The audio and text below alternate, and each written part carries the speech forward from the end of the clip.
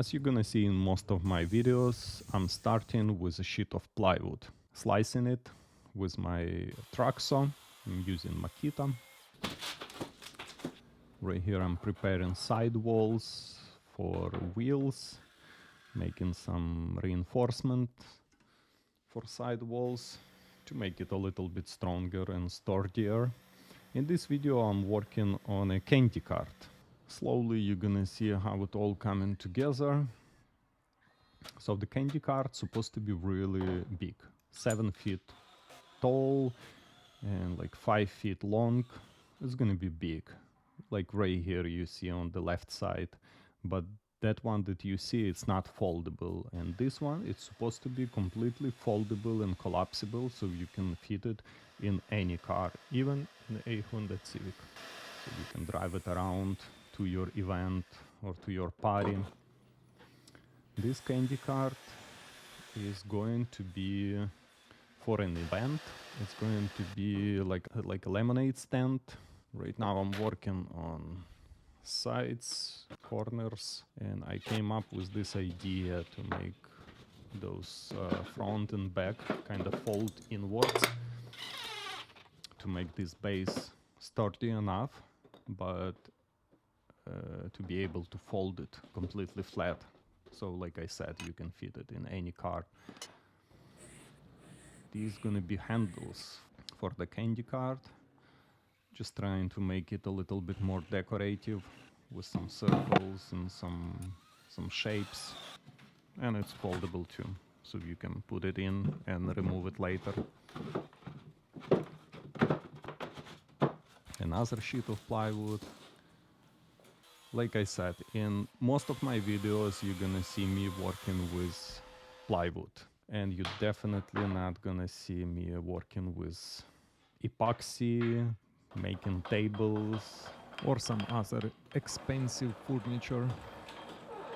This is such an amazing tool, this little angle finder for a table saw. Makes your job so much easier and so much faster. You probably already know about that.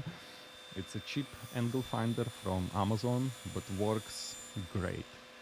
And I recently found it actually after a year of my woodworking journey. I wish I saw it on somebody's video. If you work with a table saw, man, just purchase this little tool. It's like $17 or $15, something like that. But this thing is time saver. Yeah, right now I'm preparing some sides for a table using my crack jig for pocket holes to make sure table is as accurate as possible. I worked a good probably 2 hours on this table top, and to my surprise, if you see it on the corner right there on the left, how it's supposed to be overhanging like a foot or so, and right here I'm not pleasantly surprised that I measured it wrong. Somehow I forgot about that overhang and I had to work on completely another tabletop. Took me another 2 hours or so. Right now I'm trimming those sides with my palm router and the most useful trim bit. Just give this tabletop a little bit of sanding. So right here, see how it was before and how it is right now. Looking nice. This little jig I made to make holes for poles that gonna hold the roof. As you see, they kind of decorative pieces as well. So that's what I do. I make backdrops, props, decorative pieces for events, for parties, and in most cases I have to come up with some ideas to be able to fold it, to make it a little bit more decorative. Right now I'm gluing 1/2 inch plywood together for the shelf, which is gonna be on the top of the table, and to make beams to hold the roof.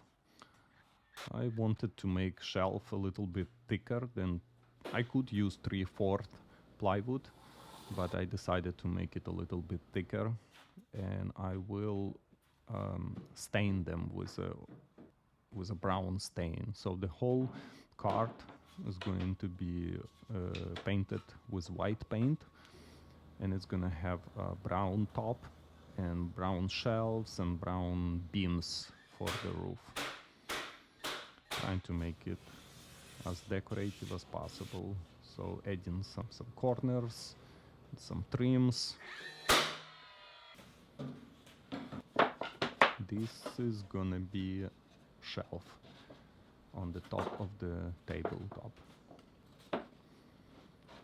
You can use it for desserts, to put some cupcakes on, or some cups for drinks. And it's gonna be removable as well. So it's slowly coming together. Using my bread nailer.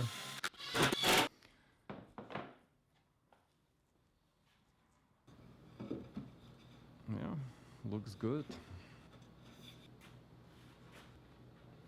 Just gonna cut those corners to make room for beams that going to hold the roof. Just like that. See, everything is removable. Looking good, but need to get rid of those sharp edges. Again, using my palm router. This tool is really awesome. It doesn't have to be DeWalt, but it just happened. I have a DeWalt. Could be any other brand, but I'm really using palm router in every single project. Such a versatile tool. See, right here. Now it's all nice and round. This is gonna be a roof, and again, I have to make it foldable, adding some round-ups to make it a little bit nicer. Some hinges, I got them from Amazon as well. And if you're interested in any tools I'm using, welcome to check it out. Link in my description. I'm gonna attach legs. I'm gonna use for legs, I'm gonna use some inserts to screw them in, and so you can unscrew them and take them off if your car is small. And I don't have any plans for this. I already know you guys gonna ask for it, but I don't make plans for now, at least. Found those little things in Home Depot store to lock wheels in place, make sure they don't fall out. These wheels, I got them from Amazon as well. Right here I'm using oil-based stain, which I like the most. So easy to use, and it covers everything so nicely and seamless. See how quick it is? It took me like literally 15 minutes to cover it all. This is gonna be top shelf, beams for the roof, and right here I wanted to film how I put it all together, but I didn't realize that I don't have enough space in my memory card, and camera just stopped filming in the middle of this setup. And I was thinking I have a footage, but turns out I don't. And this is how it's gonna look like. See, they used it for the lemonade stand, and it's completely foldable. Well, thank you for watching. I hope you liked that video. And if you're tired of epoxy and river tables and stuff like that, well, I promise on my channel, you're not gonna see topics like my $20,000 epoxy mistake or something like that. So welcome, subscribe, and thank you for watching.